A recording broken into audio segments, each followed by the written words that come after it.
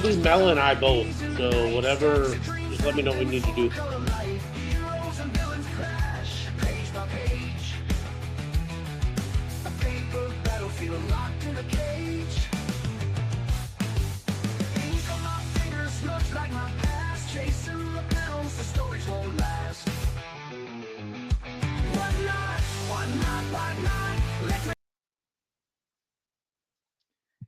Hey everybody, it's Flatter Santa coming back to you this week with another What Not, Why Not. We're going to bring in our panelists. First, Pilsner Props, Hey, Rick and Mel Soder, what's up? Punisher Rider, You know it. and Mr. Alien Warrior Ryan from the Great White North.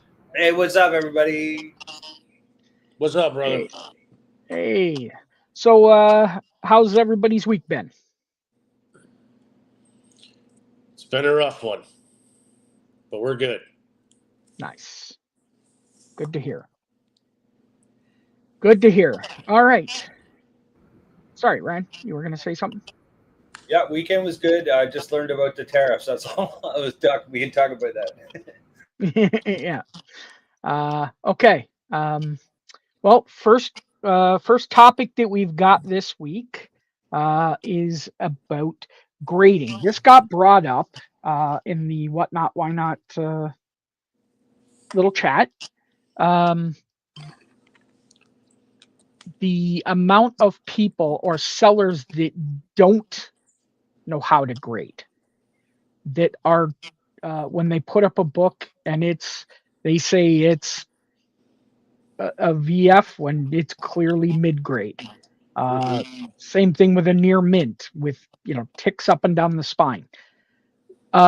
What can we do as a community to help people and sellers get better at grading?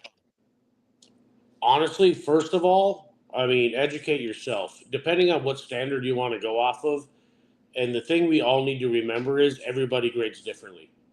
All five of us in this room are going to look at a book, and I guarantee you, 2 out of 3 of us are going to grade completely. It's going to be off. Now, CGC is off on their own.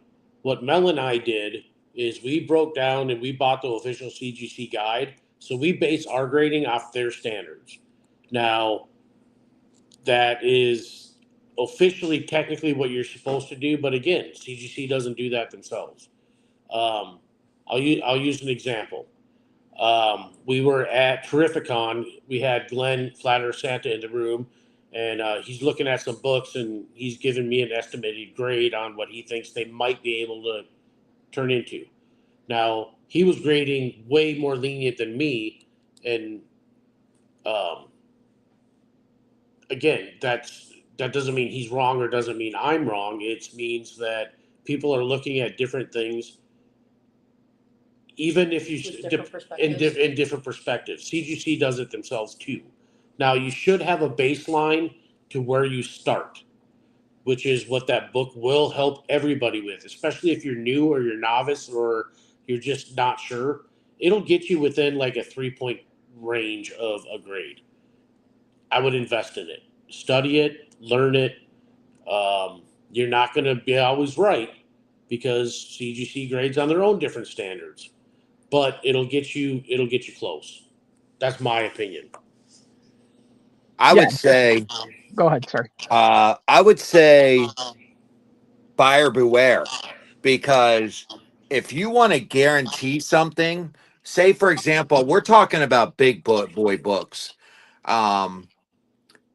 It might be better to get one that's already slabbed than to literally try to go off of a grade that somebody's just guesstimating, basically. I mean, if it's a new book, you kind of can. I mean, if I look at a book and see the spine's clean, don't see any dog ears, I mean, I'm no grader. I mean, I'm going to say it looks pretty good. Here, I'm going to show it to you, but I have been burned by this, especially when I was first starting. So anytime that I buy a big book now, I really go for a CGC slab version. Yeah, it's going to cost me. I mean, will I ever hit that home run on a raw? Possibly, and I have, but I personally just want to make sure that that Marvel value stamp's there. Make sure that all the pages are there. Make sure that like the first poison ivy, to make sure the centerfold's attached, stuff like that. It's important. And if I want something at this level, I'm pretty much just going to buy it that way.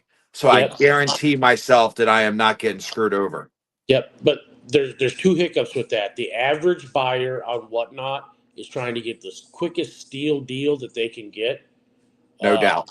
they unless you're specifically looking for a slab, you're looking to get something high grade at pennies on the dollar that you want to be able to um, get whatever you can get out of it. Now the other aspect, and here's my workaround. I've started implementing some grades into some of my shows. 9/8 are easy, but the problem I have is I build my shows from the bottom up. Every book that's running is listed, unless it's an obvious like near mint, and I'm not even putting mint on most of them. I'm just putting near mint, which is like a 9/4, so and potentially above, unless it's an obvious 9/8 where it's, I mean, there's whatever. But anyways, what we do to work around that is we show almost every book, at least the cover, the older books. I'd say early 80s and older. We'll take them out. We show it all four corners, front and back, inside, staple. That way, let the buyer make the decision on what the grade is, because sometimes in our shows, somebody will say, "Oh, that's a 7.5." Somebody else will say, "No, that's a 4.5." Okay, you guys fight it out because that's the exact point. Nobody grades the same. So let the buyer make the decision on what the grade is if you can show the book off as much as you can. Well, I think there's some value in what you're doing. If you're not assigning a number to it and you're starting it at $1 or $3, that allows them to make an educated guess. I think some of the issue comes in and where people are starting them at closer to key or cover price. FMV. Yeah, etc. Yeah, well, this was, by the way, Crazy Cool Comics. Welcome in. Uh, it was Steve that brought this up. So he said he had an anecdote or whatnot that kind of explains sort of where this came from. So I can tell you, I know I'm 100% with Richard with this, where everybody grades differently. I literally just watched a YouTube video probably about 2 weeks ago that and this is just a baseball card that they cracked and sent it to 3 different slab companies, and all 3 came with different grades.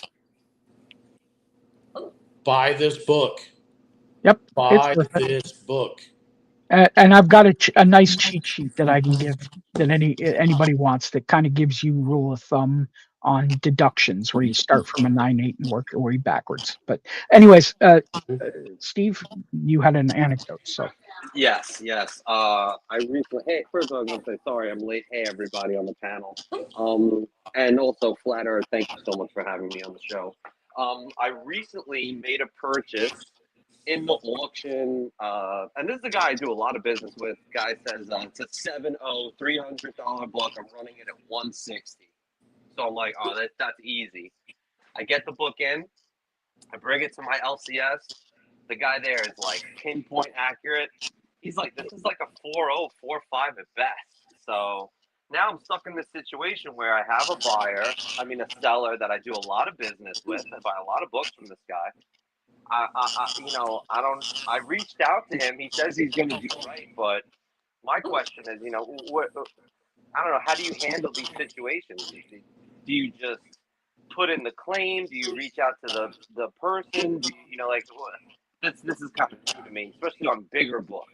So that was my experience recently.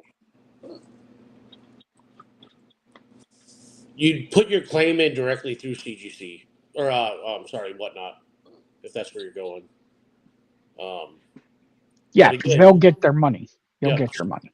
So when you received the book before you took it to the LCS, what was your opinion on the book, or is that you didn't think it was right, so you took it to the LCS for verification, Well, I or took it to the confirmation? LCS to get it pressed, cleaned, and graded. It was a Tomb of Dracula #1. So I was Yep. like, oh man. Yeah, but so he said it was a 7.0. When you received it, what was your interpretation of it? Did it not look like a 7.0?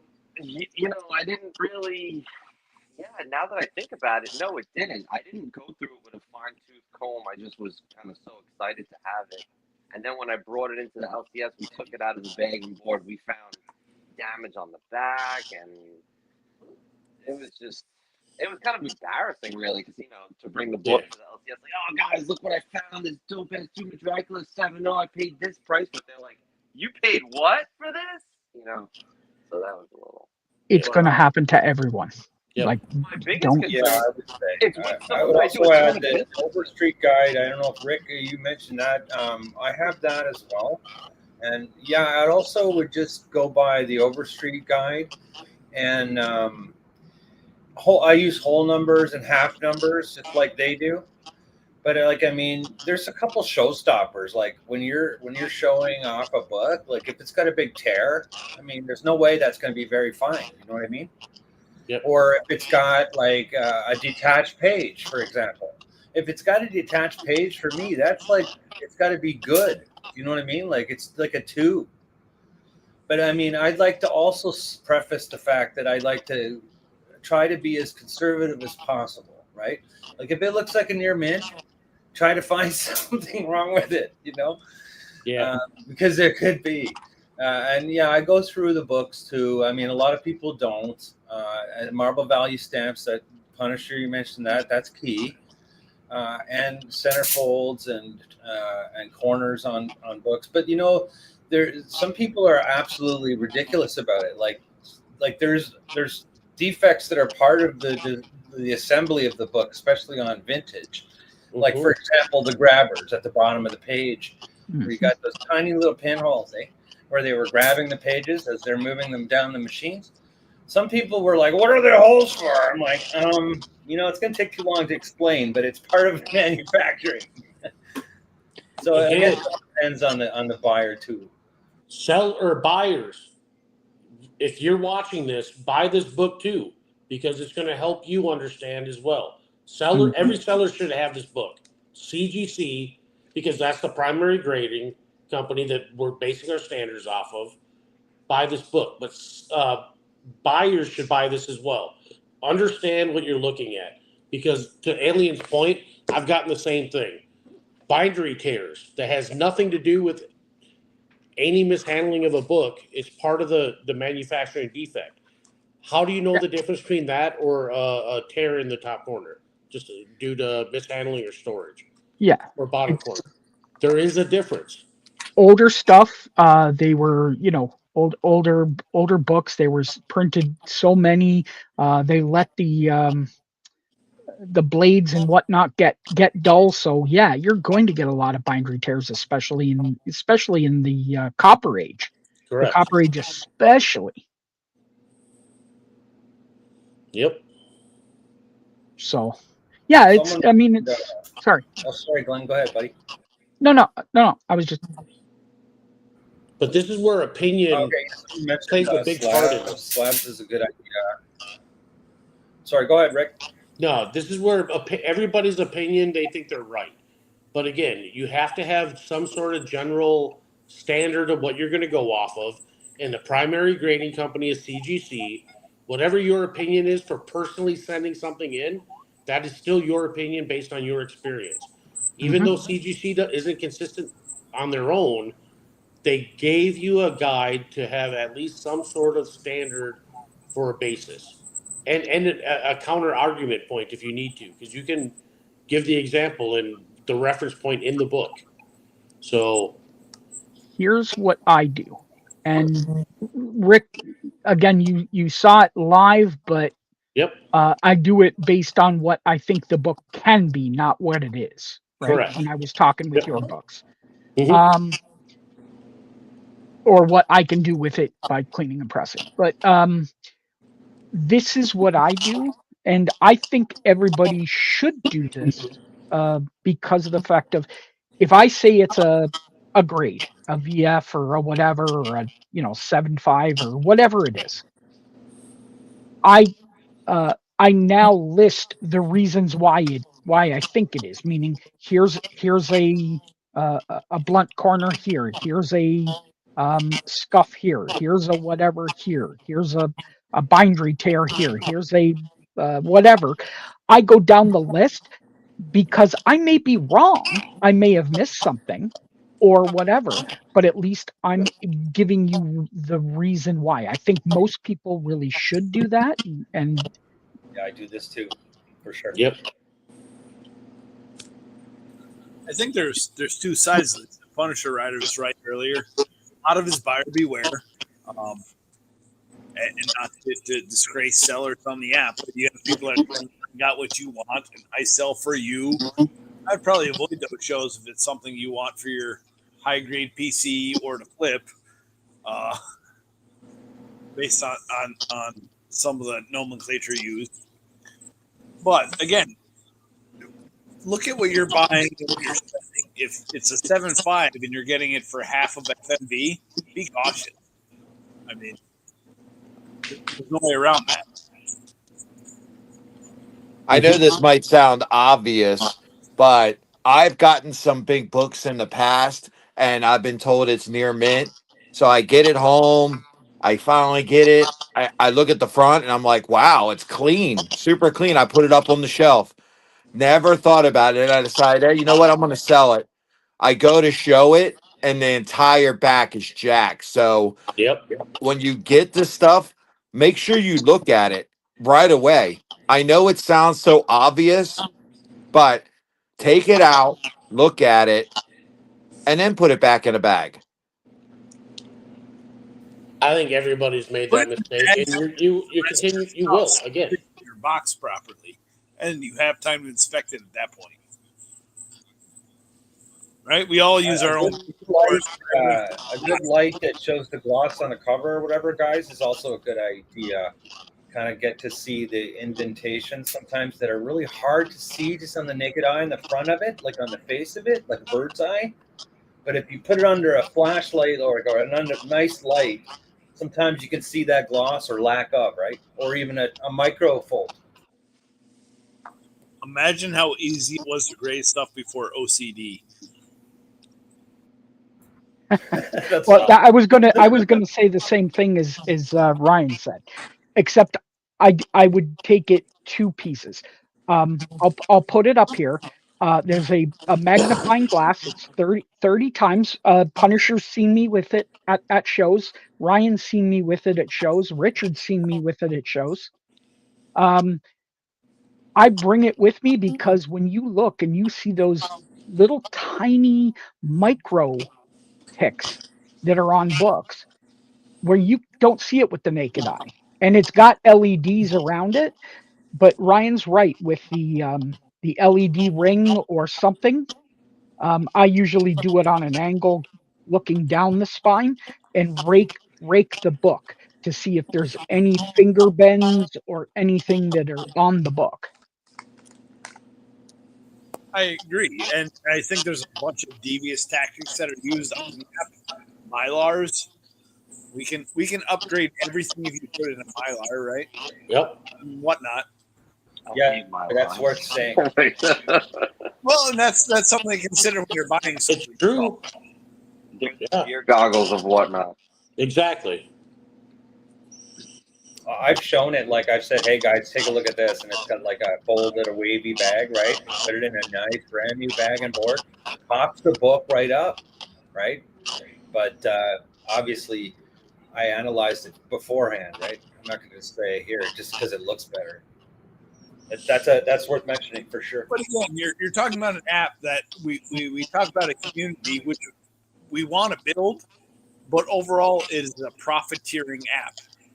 And 90% of those people are not going to fall in the category of the people you want. It's not how it works. Well, So be cautious. I can tell you when I'm buying anything big, I go to good sellers. I go to like if I sit there and I look at your reviews and it says 4.7, 4.8, 4.9, I immediately go to your reviews and you'll see it. Like people now you got to go through this is like there's always that asshole.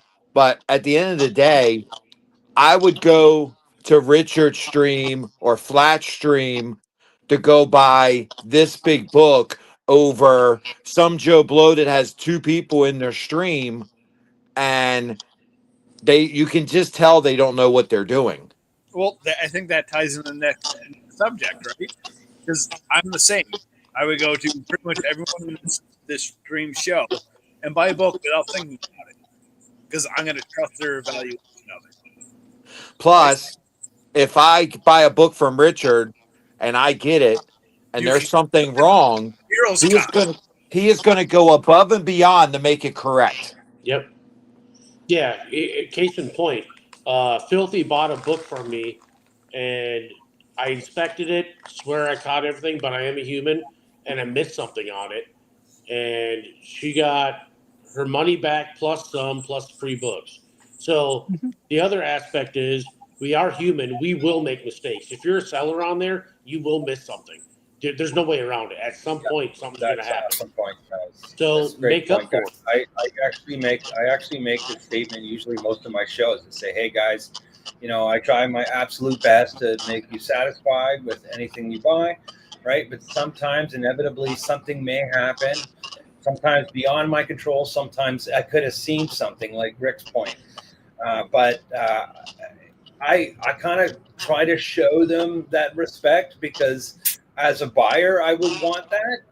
Yep. So I would always give them that kind of benefit of the doubt, I guess. And I can say for 100% that that Alien does, because it did happen to me on a book from Alien. It came in. Uh, it was a shipping error. It wasn't his error. He didn't miss anything, but it was a shipping error, and he made it right, and without any question whatsoever. But that's building the brand, right? Yep.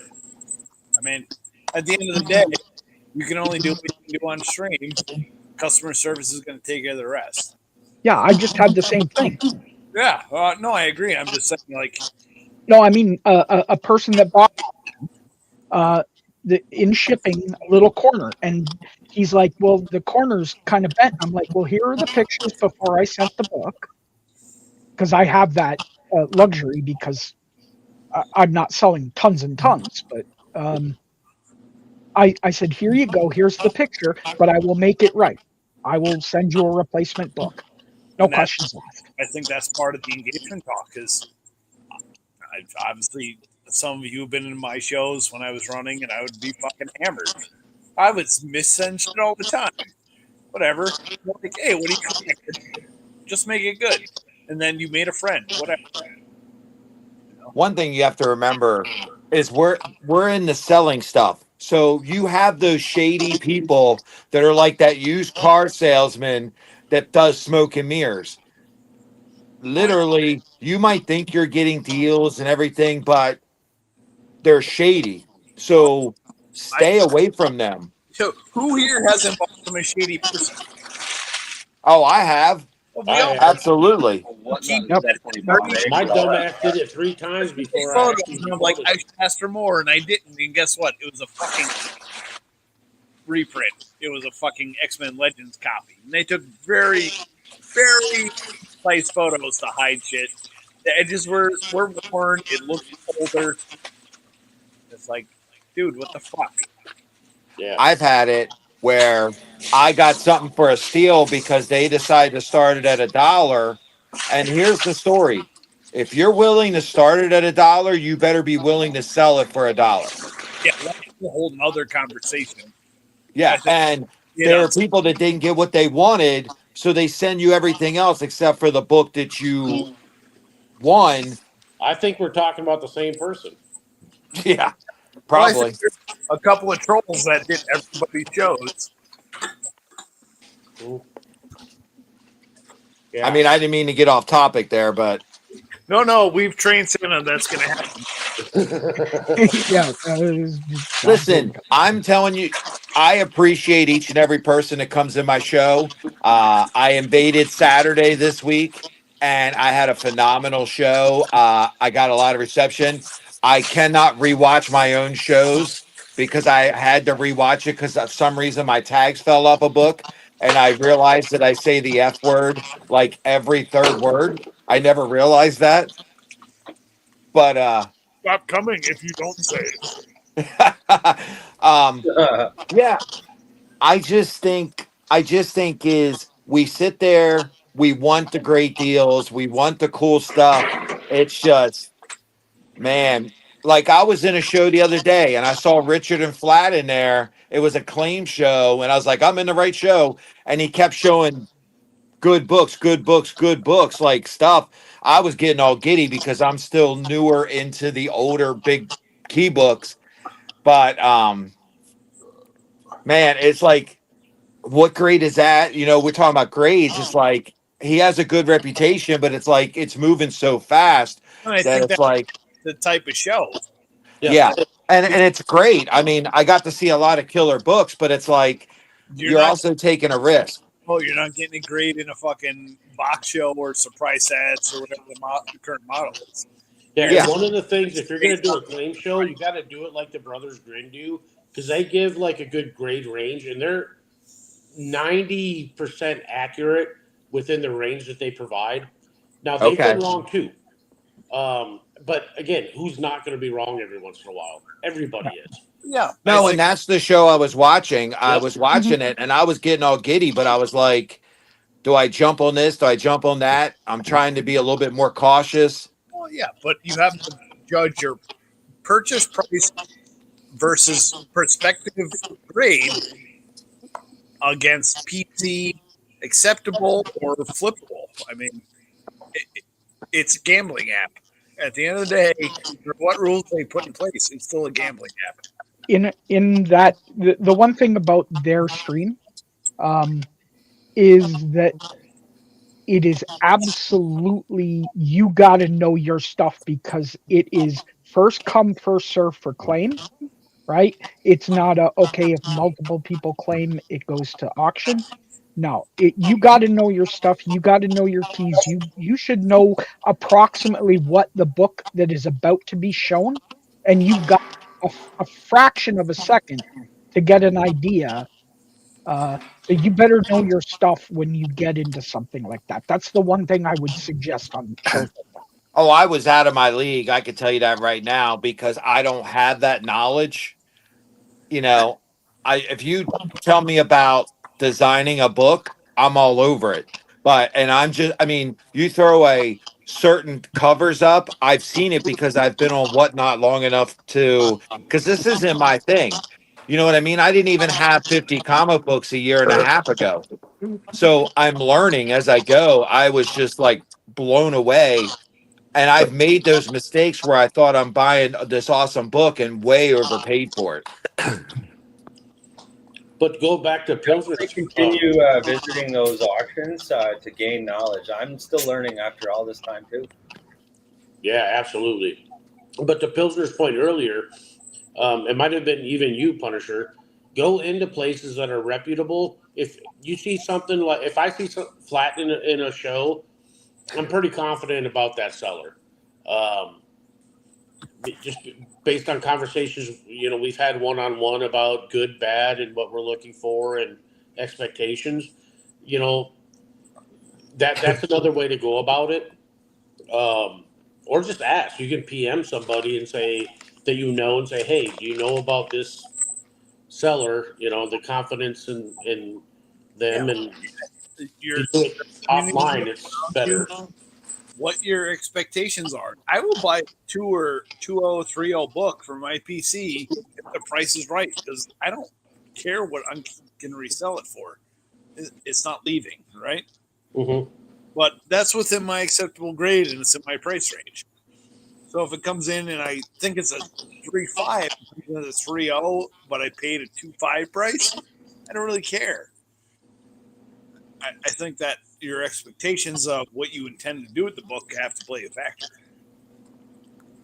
I would also add, especially if you're planning to keep it for a very long time, because the value of money changes all the time. And I don't know if you guys pick up like record like when you bought something, so you kind of have like a dollar spot like price or something. I don't do any of that crap, but I do follow the dollar price, so I can kind of give an idea how much inflation has come by as well. I put when I get it in CLZ. I put the price that I bought it for, the place that I bought it at. So if it's on Whatnot, the seller specifically, uh, and it automatically puts the date that I've added it in. So yeah, it'll even do that. That I can look back 10 years down the road. I do have an idea for anybody that's still a seller and whatnot to make a shit ton of money. Oh, we lost TR. You're a seller and whatnot. Figure out how to hustle ADHD meds with your books. Repeat that.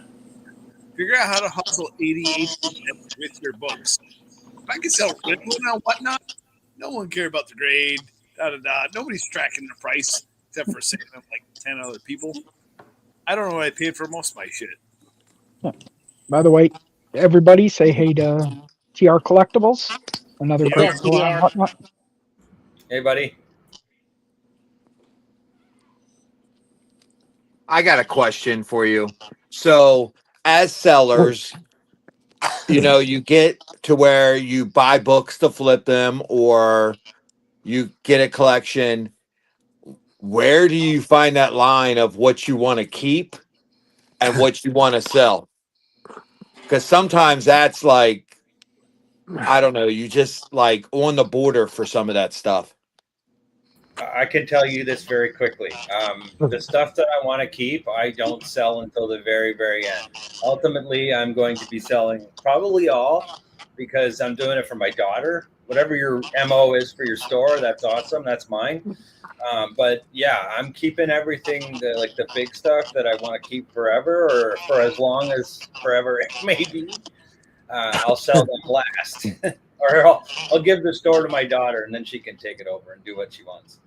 Yeah, for me personally, if I don't have it yet and it's something I want, I'll keep it until I upgrade it, and then I'll put it into the show.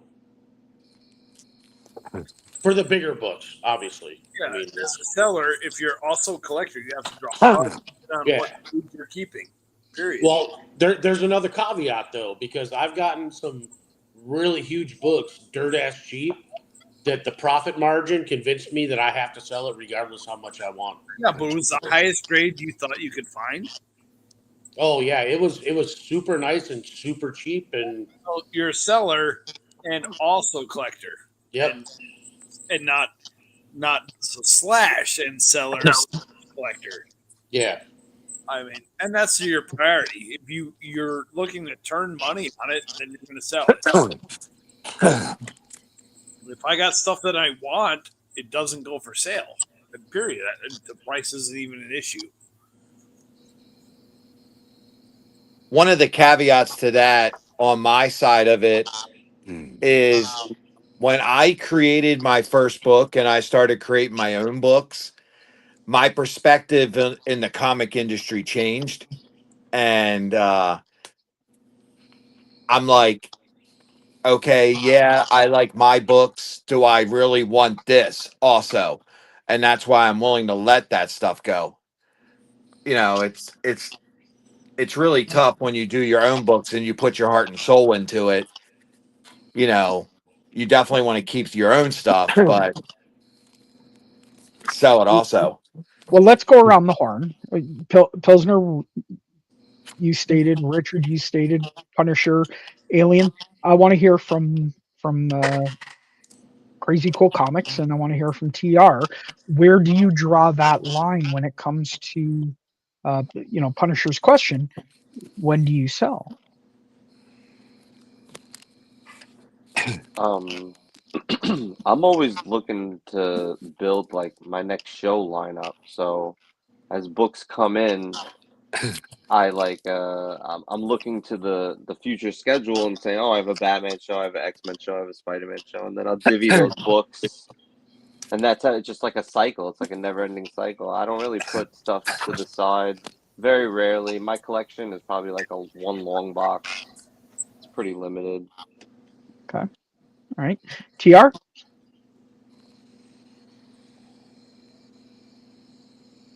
Oh, hold on. Can you guys hear me?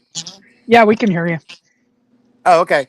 Yeah. So I kind of, at this point, I buy to sell.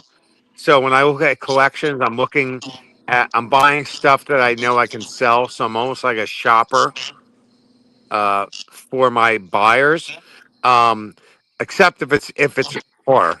If it's horror, if I buy something that I need, I keep it. Everything else, if I can make a profit on it, I sell it. Awesome. Okay. All right. Well, we kind of it was a great question. Let's go to topic number 2. Engagement of your chat. Uh, Ron, you're the one that brought this up, so let's you start off with it. Well, it's just curiosity thing because I've watched Stevie, I've watched Punisher, I've watched Ricky, I've watched other sellers. There's a seller that's been struggling for 6+ months, and he begs for shares and he begs for customers because he does engage the chat. He doesn't obviously have any metric technique, anything that's keeping people there. I bought a ton of shit in a year that I don't want, I don't need, don't care. But I had a lot of fun doing it, right? He's not getting that. So what are you doing to keep the chat in your show? I know CCC runs his slam shows and he runs stuff in the background and he talks to chat. They'll run The trivia. chat is the key, man. The chat is the key. It really is. It is. Books, That's why I the brought it books up. is just a small piece. Yeah. We've talked about it, off show and a little bit in show. No one can duplicate your show and get the same results. But what are things you do that engage your guests, keep them interested? Stevie, you get the regular people. I found you when you were under 100 people, right? I've known you a long time. You're at 4,000 plus followers, Yeah, something like that. Yeah. whatever it is. And so obviously you're doing something to keep people interested, show after show, week after week.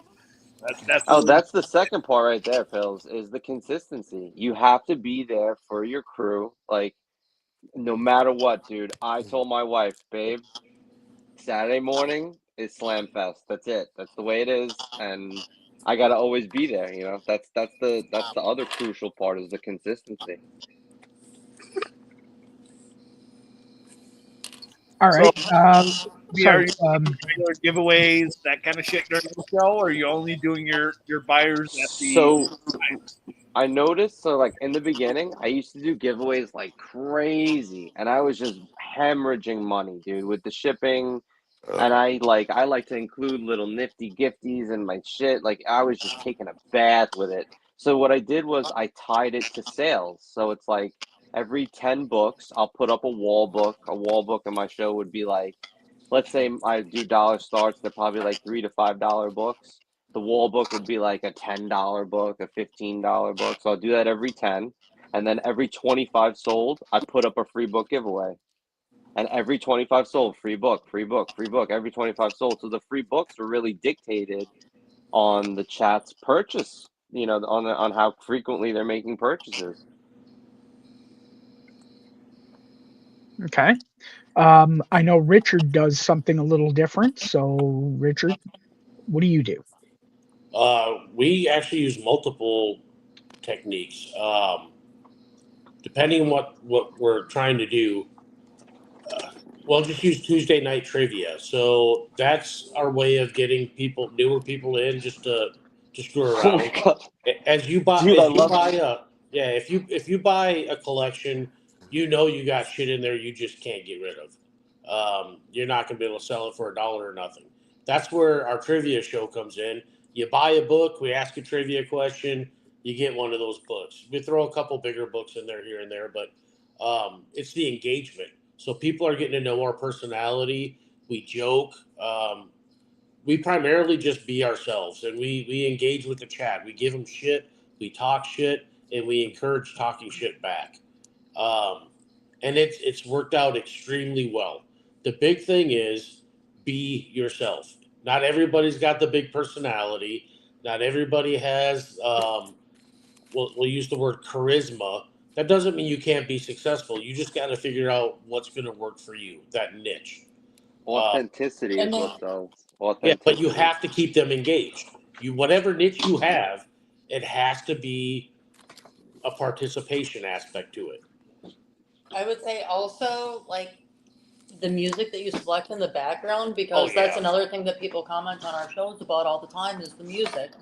And if Rick and I just need like a talking break, Yeah. like we'll both break out into like karaoke. We'll just start singing to the Yeah, chat. And sometimes like they'll start singing back to us, like writing Yeah. out the lyrics of the Put on a song, count. you know? On camera all the time. You're right.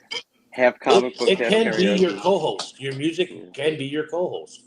Um, I use it it's to drive up the like I don't want to say the pressure, but like you can use your music also as like a selling tool. Like you could use it to kind of, just like get the room sizzling. You get the right yep, song going and the right book going. Everyone's fighting for it, and it all yep. kind of ties together. It's pretty cool when it all comes together like that.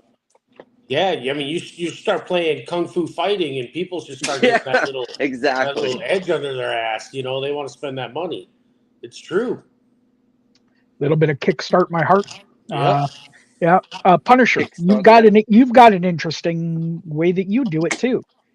So let's hear your engagement plans. Well, I would agree. I don't know why I agree with Rich so much on some stuff, but I do. We're like brothers. We are Um, brothers. there's a lot of shit talking in my stream.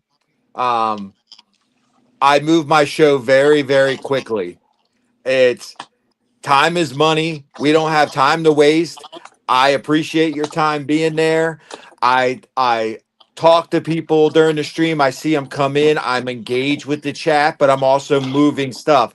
It You're multitasking. I would say that's definitely something if you can master the multitask, have your stuff set up that you are ready to move on to the next book. Don't be fidgeting around. Don't be going around. Don't be wasting 3 and 4 minutes unless you got to take a poop or something. But um, at the end of the day, people want to be engaged and they want you to talk to them. They want to be your friend. They enjoy watching you. So I always got rock music slamming in the back, and then what I do is I run a giveaway. I run two types of giveaways. I run a raid giveaway if somebody get rated, and I also run buyers giveaways. Um, I will not let a form filler get my buyers giveaway. I don't care. It's my money. I'm going to do what I want. Um, I love that. I love that but so and much. I tell them point blank, you're going to get a poop sticker and a geezer comic sticker if you win it. Um, But at the end of the day, like I do surprise giveaways, and it's not if somebody buys a special book or somebody I see like a book got bid up way higher than I thought it should have been or whatever. I'm very thankful, trust me. And I'll do a secret. I'll pull a book out of my long box that's sitting beside me and I'll go, "Hey, I'm going to throw this in for you, my friend." Yep. And or I'll do like a random thing where I turned a book around and said, "All right, let's bid it up. Let's bid it up. It's a mystery book. You're not going to be disappointed." They came up. It was one of my FU Harleys. I remarked it, did all kinds of special stuff to it. So they had a one of a kind book. I'm always changing it up, maybe adding a sticker to it, um, giving away special items. And if you look at my reviews also, anytime somebody gets something from me, not only do I make sure it's packed well, I also make sure I throw some just a little extra to thank them because I appreciate who they are. and I appreciate that they come back. I wasn't sure how Saturday's show was going to be. I invaded Saturday, which is a pretty tough day to break into. I mean, I'm pretty notorious on Sunday, and I had a phenomenal show. And it's like I kept seeing the feedback in the chat going, "This is awesome! This is awesome!" So I just feed off that energy. I felt the room. I know when to move and do things. When do I feel like, okay, if they don't know it's coming, if they don't know they're going to get a special gift, then they're like, oh my God, that guy just got that. Maybe I'll have a chance to get one. So I do, like Richard, all kinds of crazy different stuff. I'm loud. We get obnoxious sometimes. We Yep. talk shit. I mean, it's always an adventure. I always tell them that I'm going to take them on a ride. Okay. Um, And it's aliens a genuine. little. Uh, aliens a little bit more laid back, but what's your engagement plan for chat, and what keeps your people coming back? Definitely some points were made. Authenticity, that consistency, those are key for sure. Being prepared, definitely. I mean, we do a weekly show, so I like to have everything on my store. And when I add items to my store, make sure it's like got a good description. If it's a first appearance, I mention all that in the description. So I do all that background work. Um, and I make sure I take images of the books too. Like I know a lot of guys just have like the dollar starts, so you don't know what they're going to run. Some other guys will prepare beforehand. And I think some customers appreciate that. In terms of the live show itself, like when guys are coming in, I'm always saying their name, and saying hello and welcome back. If they're a customer from before, I definitely say welcome back, thank you. So yeah, like I really do appreciate them. I honestly do, and I try to sound as genuine as possible because that's exactly what I am, right? And I don't want to hold back, and a lot of times it's I'm humbled really by the fact that they're even in my store watching my show. I mean, I'm grateful, right? And in terms of the post show, if I'm telling them guys I'll have this stuff shipped within a day or two, I do. Like I make sure it's done. In terms of you mentioned Punisher, the thank you. I print a thank you letter that I've prepared for different sales channels. So for one for Whatnot, one for FeeBay, and one for my website. And it says right in there, thank you very much for being a customer. I really appreciate it because I really do. And I think people see that with the packing. And I also wanted to say to my customers in a live show upcoming is that all of this, plus that I read the reviews. And the reviews are incredible. I mean, some guys are just like really really, really nice, what they say. Mhm. And I just, I just show that appreciation. And I don't think there's anything else I can add. Just being prepared. Oh, one last thing. If you have boxes and long boxes and stuff, and you have your stuff scattered all the fuck around, that's terrible. You're going to lose a lot of time looking for books, and I've had that problem. So to remedy it, I'm totally organized now. I know exactly where I got to go to pick out whatever. But yeah, thanks, guys. Can I have one thing real quick? Sure. No. One thing that I know turns off a lot of buyers, and I've seen it in shows, and I literally leave shows. Don't complain because of what a book sells for. Don't sit there and whine and bitch and complain about it because You pick you're the this one up. that started it for that price. Yep, you fucktards.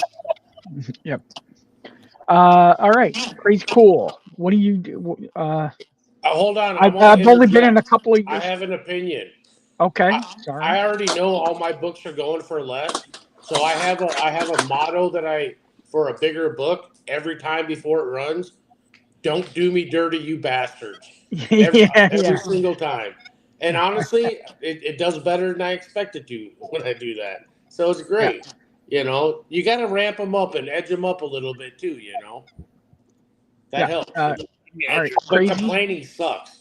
I've been in a complain. couple of your shows, but I'm sort of new to your show style. So what do you do to get that engagement going?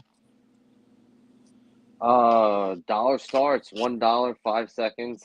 Rock music going, like hard and fast. We got the wrestling on in the back. I think a lot of people really like the wrestling. I also tied the wrestling into my rewards program, so like the silver level, the bronze level is like a jobber, and then you become like intercontinental champ, and then heavyweight champ as you move. It's like it's all tied into the wrestling. That's a big part of it too. And just giveaways, buyers giveaways every hour, free book giveaways, dollar starts, and I try to. It's tough finding the balance between showing the book off. I mean, luckily, I really don't dip into silver. I really cut off probably somewhere in the late 70s, early 80s, and then we go to like maybe the early 2000s, just like that whole 90s kid era type stuff. So, I don't go too deep into showing off the books, but you do have to take time to at least show off all four corners and disclose any obvious damage. But I'm actually pretty surprised. I don't get a lot of like bad response from my buyers. You would think going fast like that, you would miss stuff, but I don't really get a lot of bad response at all from that. I think they kind of know the game, I think Pilsner touched on that before. There's a gambling aspect to it. I think they know that. And I don't really have a problem, finding that line. But that's tough. That's a tough line to find. Moving fast where you're efficient and you're making your numbers, but also showing the books and while keeping the chat engaged. It's not an easy dance. Now it's juggling, man. Yeah, yeah, you're dancing. Yeah. And we go for 6 hours. I go from 6 a.m. to 12 p.m. I think that's a big part of it too. You got to do like a big chunk. You do a big chunk, and you'll see a really nice show. Nice. Okay. Stevie, when you're running your dollar books, how long are you running them for, sudden death, etc.? It's pretty much 5 seconds. Dollar starts 5 seconds on the clock. I mean, I show the book off, and then we go. No And sudden that might be a future subject because that can affect outcome. Yeah, definitely. Yeah, I'll definitely put that in the rotation. TR, I've been in lots of your shows, so you've got some interesting. What do you get to keep your engagement going? Hey everybody, how you doing? What's up, brother? Yeah, so I kind of have a little twist. So I'm getting my son involved.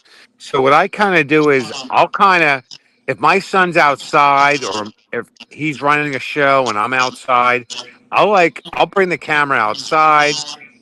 I'll like show you guys what I'm working on, what I'm pressing. I kind of like to bring the show more personal. So, I'll kind of be like, "Hey, come on into my house and, let's hang out and let's sell some comics. Let's see what you got." So that's kind of my angle. keeping it real. Yeah, yeah. So, yeah, I don't care. Like I do it more for a hobby, so um I, I want everybody to have fun. I mean, I probably give as much freebies as I do, selling books, but I want everybody to have fun. And I look at my feedback, and I haven't checked it lately, but when I do check it, it's kind of like, hey, you had a fun show. So that's kind of my angle. I want to make it fun. Okay. Well, that seems like everyone's got their own style, which, of course, that's the way it's going to be. Um, do we have any questions from the chat? Do we have any questions from the You, panelists on you know things what that was they'd like interesting? to know? It was interesting. Everyone, the underlying theme for everyone is like creating a positive environment. And like if you create that good feeling environment, it just happens. Everything kind of just happens organically. It's personal. When Yes. you make it personal and you're yourself, they feel like they're part of it. Yeah. So And if you're having fun, they're gonna have more fun. yeah, Yeah. so we Yeah. have so many people that come in. I literally can't read every name off. It's impossible for me. I can't do it. But You know, they're immediately they're engaged. They're with the chat. The chat's engaged. The Right. music's pumped up. They're going. People are talking shit. So people are going to stick around and see what it's about, because it is personal. It once you find that niche, whatever it works for you, like like TR said, he brings them into the house. He shows them what he's doing, and just stuff like that. It's that's the underlying theme. Absolutely. Yep. One I thing, kind of I kind of feel like it's like bringing them into your house, and it's like they're part of you. You know, Yep. you're not like trying to like shove comics down their throat. You're just having a good time, and you want to show them what you like, and you're hoping that everybody likes the same stuff that you do, and they want to buy it.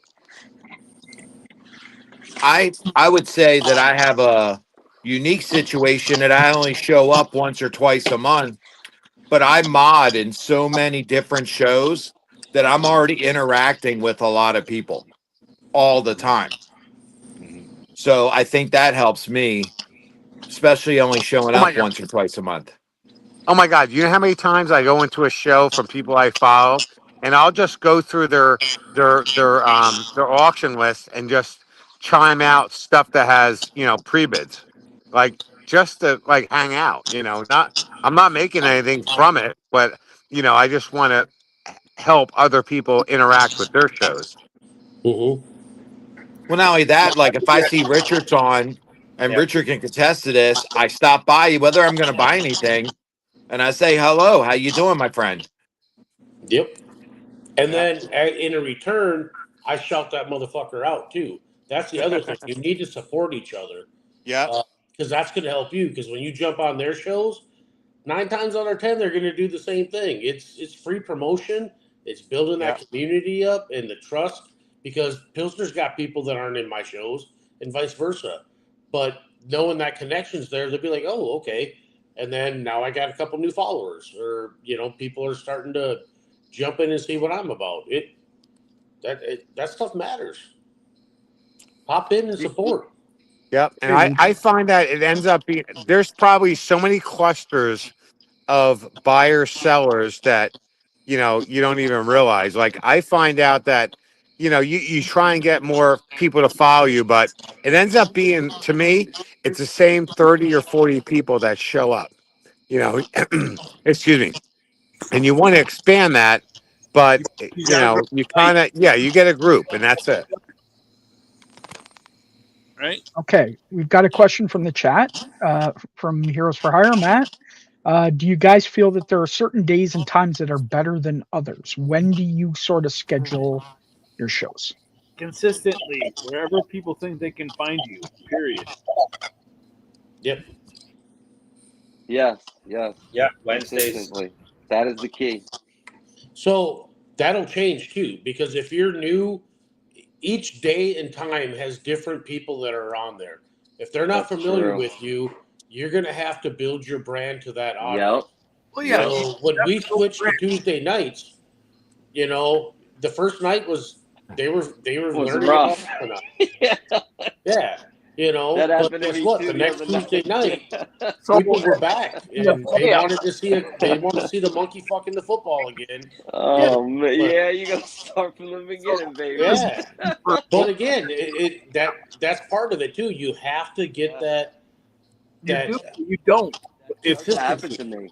model. Can I tell you guys a story that just happened to me? So Saturday mornings, like I have my crew. Saturday mornings, I cook, baby. I don't gotta worry about nothing.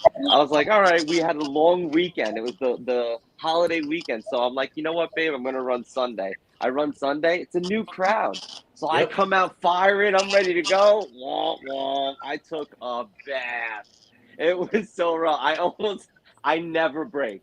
Guys, I never break. I was so close to breaking. Yeah, It was so bad. because once It you was crowd, so bad. you start on New Sunday. crowd, new day, new time. Oh man, it was so funny. Yeah. Oh Time you start on a Sunday. yeah, I did it on a Sunday. I ran on a Sunday during the day though. But dude, it It was, but because Oh man. you But it was a great, it's a brought good in learning experience. established people at 8 a.m. Sunday. New buyers too. Definitely got some new buyers because I was So, running but free books those too. I think so. Definitely got some new 8 buyers. a.m. Sunday, we all know who's running, right? Yeah, I would also yeah, say your brand matters because if I'm going, if I'm like, we're all probably pretty much on Whatnot every day, one time or another point of the day. And one if hundred I percent. go on Whatnot and I see Richards there or Pilsner or somebody else that I know, I'm going to jump in their show. Maybe they have something I really want. And, you know, I stop. I'll skip past 20 other sellers, Yep. y- you know, and we talk about the thing about engagement with the chat.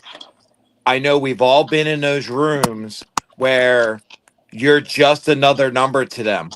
Yep. You, unless you are a whale buyer, unless you are somebody that's going to come in and spend 2 grand, 3 grand, you don't even exist in their eyes. Which is Yep. fine. If you're picking up the shit you want, do you really need the street cred? As a buyer, do you need the street cred, or do you just want what you want and get the fuck out? Right? As new buyers come on, I think that's a factor, which is a different show. But that's one of the problems with the app overall. You're buying a seller, you're not buying. We've covered that before. Also, if you're going to move to a different time, one thing I highly recommend, which I think Whatnot really needs to fix, is just go into your stream that day, a couple days early, and just share it. 5 people at a time, share 5 people at a time, and hit people that you're familiar with so they know where you're going to be. Oh yeah, the app promotes proactiveness lately, without a doubt. I get share shows. I used to get share shows from people that they joined a year ago because they learned the app to share it with people who have visited before X amount of time ago. Period. Share it.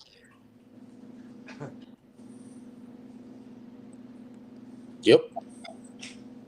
One thing that I've noticed, I don't know if you guys have, like, I kind of study Whatnot and like what's going on, like when I was trying to find my time slot that I would say is I have seen some of the people that get 100 people in their room and plus moving into certain time slots that they weren't in before when other people are being successful in that time slot.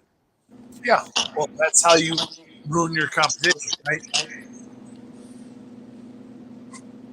I actually invite them because I'll sit there and say it in my stream. You And could this go sit with 100 people and pay where's $75 on a $10 book all day if you want. but yeah, because most of the stuff you and Turner run are category everyone else is running. So you have a unique advantage there. Because you're going to sell books that they can't offer. Which is fine. There's nothing wrong with that. You got to remember that you have an advantage over those people competing in your time slot over me or heroes in the chat or Rick and Nell, Santa, TR, CCC, etc. You have something those people cannot bring to market. No matter what it is, you can't compete with that book. Well, Yes, go I ahead. get that, but I think it's because I go from boobies to keys. That's kind of been my niche. And But and as a buyer, I sold because I bought shit I didn't need. But I'm mainly a buyer. So I didn't even know you sold these. I only know you for your custom books. oh, you didn't know about my own books I made? I only know you for your own books. That's the issue. Oh, So okay. your show for your own book. I didn't know you had books that can compete against those other people. But that gives you an advantage because the people that want your specific covers are going to be there for those. I didn't know you had other shit. right? Well, we had somebody in our show that used to come in and they bought a lot, but then they started selling, and then they started piggybacking every show that we were on, and so we tried moving and moving and moving, and finally we were just like, "Fuck it, man! We're this is our show. I mean, people are going to come in and out regardless. Let's just do our thing." And That's right. honestly, we once we figured out where we wanted to be that works for our schedule, we grew, and it didn't matter That's who what I else was was going on. to say too. The Yep. only exception that we made, because Bailey's Comics Corner started a little earlier than us, or where we originally wanted to start, we pushed it out 3 hours so she could have her like 3 hour time. But other than that, on Sundays, that's So Sundays at noon I central. started Wednesdays at 4 o'clock, right at the bell, and I was like, you know what, stop shit, I being actually like to watch the prison bell. So I Figure was like, you know what, I'm gonna move my slot to 6 o'clock, right? And then that's it. I moved it. Now it's consistent. Everybody comes. Figure out who's going on before you. Talk to them so they can raid into you. That seems pretty straightforward, right? Yep, it works. Well, but if you coordinate and go, hey, Bailey, we're going at this time. I see you're on at noon. We're on at 3. We'll be in your show. Hey, Rick and Mel, you could be a mod for them. They desperately need a mod, right? And then they can raid into you. Boop! There goes the community thing we talked about earlier. It all in the place. And then not for you till they gotta take care of the dog or go buy groceries, whatever the fuck they gotta do. But I think that the everybody's missing that fact. One of the toughest times to try to schedule a show is when there's a special event like cheaper rates, less fees, all that. That's when it gets a little bit more strategic. When I like to go in and see. I don't care if a bunch of people are selling DC. I don't care if a bunch of people are selling Marvel, big keys. I try to compete with less people selling the kind of stuff I do at that point. Only with those kind of special caveats. It's kind of like selling the packs. We could take the Fantastic Four packs out of that was a joke. But No one sold those. yeah, but I'm talking about the packs before and the new Doom packs. You got to be really strategic. You may have to step out of your time slots in order to get the best value out of those packs. So you might need to go on a Friday night. You might need to go on at midnight Thursday or early Saturday instead of having 75 people on at the same time trying to sell the same stuff.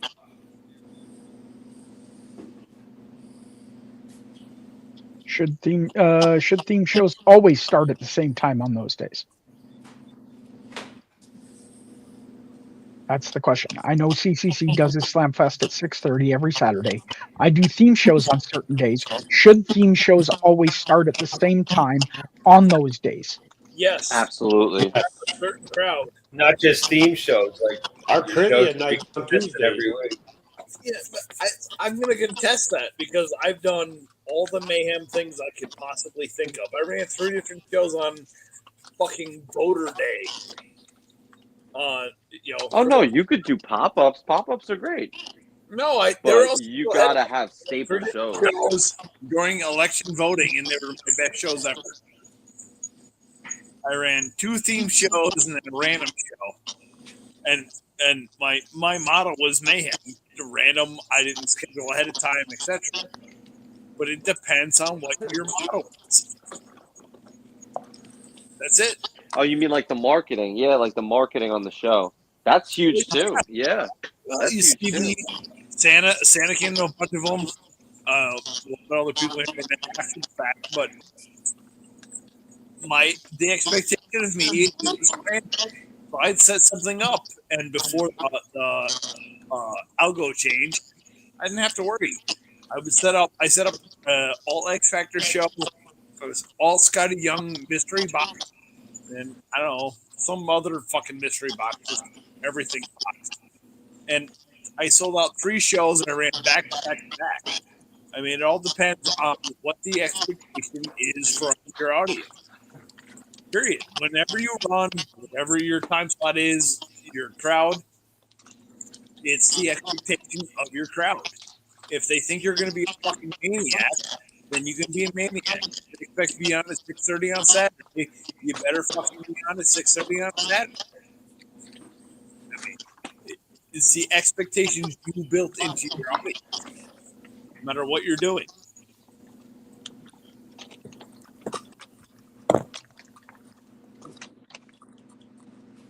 Awesome. Yeah. Well, any other questions that the panel has before we go to everybody and find out what they're doing, where people can find them? Uh, a- Anything from the chat? Any questions from the panel that they'd like to know?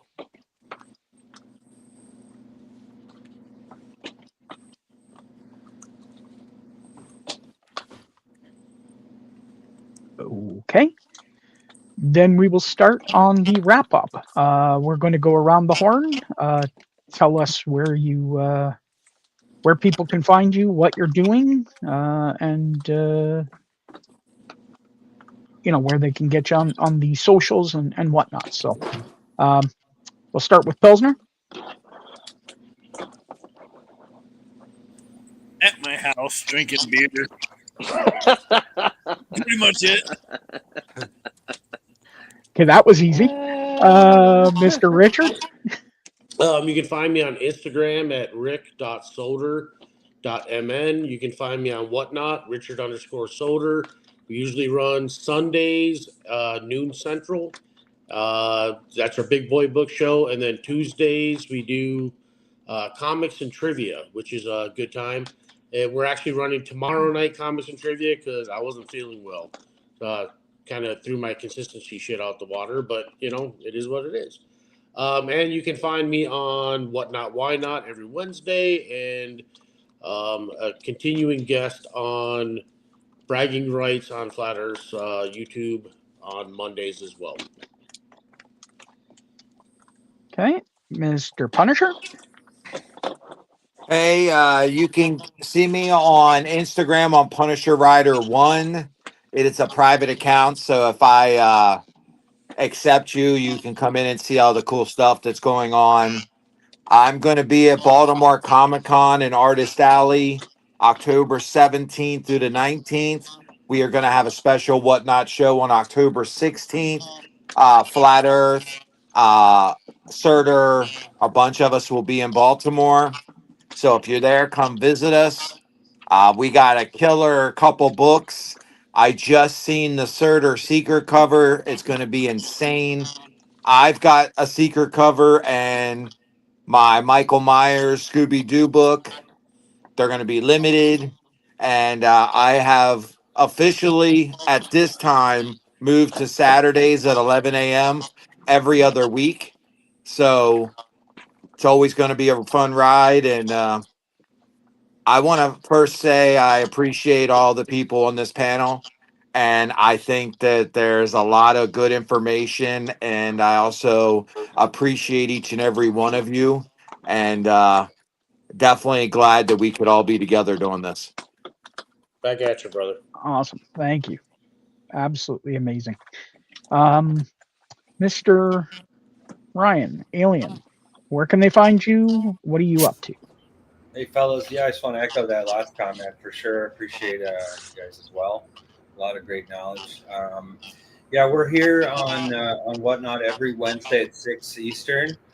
Guys, we specialize in price variants, so really hard to find books, low print runs, Mark Jewelers, stuff like that. Stuff that are a little bit off the beaten path. Yeah, so check out our website, aliencomics.ca, and you can follow me on X as well at Alien Warrior 75. Yeah, thanks, guys. I appreciate you inviting me on this panel as well. Awesome. And Crazy Cool, where can they find you? What are you up to? Yeah, Instagram and Whatnot. Crazy Cool Comics on Instagram. Crazy Cool Comics on Whatnot. Friday night, 6 p.m. Eastern Standard Time is our theme show, and then right into Saturday morning, 6 a.m. Eastern Standard Time is Slam Fest. And thank you, Flatter. Thank you so much for having me on, man. This was a blast. Thank you so much, everyone in the chat. This was a really interesting conversation. I really had fun tonight. Thank you so much, everyone. Welcome to the party, pal. Yeah, well, Yeah, that yeah, was a lot of fun. exactly. Yeah, That was a lot of fun. I thank everybody that comes out. Like it's an absolute blast. You know, some of these people are like brothers to me. They're absolutely awesome. This is family. Um, I do want to say that I am the bragging rights champion. Just yeah, wanted to for throw now. that out there. You're going to be the longest because I'm going on vacations. Because this is it. Um, my You hear thing that, is, Richard? The I heard you, you longest. fucker. I heard it. It's because I'm going on vacation starting Friday night after midnight. Uh, my flight leaves and I am gone for 3 weeks. I will be back on the 26th, so there will be no bragging rights and no whatnot, why nots during that time. It sucks, but I've gone to a lot of cons this year, and the wife needs to. Uh, she needs. It's her time, so we're going on a cool wine trip. So um, We it's got going to be all a lot of winter, brother. We got all winter. I know. So it's going to be a lot of fun. I'll be back. Um, uh, and of course, Mondays, bragging rights, 8 p.m. Whatnot, why not? 8 p.m. on Wednesdays. And I'm going to get back into doing my whatnot show. And because Punishers moved to Saturdays, I'll do Sunday. Well, I was already Sunday nights, but I'll probably move it a little earlier. Um, my stuff is more high end type books. It's not necessarily always the whatnot sort of the stuff that works the best on whatnot, but people know that when they come to my show, they're going to get good books. They're going to pay some money to get it, but that's because they're going to get good, high quality, high grade books. So that's it. And I want to want to thank again all the panelists, all the chat. Thank you again for coming out, guys. You are awesome. I appreciate you all. And we're gonna play the music out. And if you want to stay backstage, we're gonna talk a little bit after. So.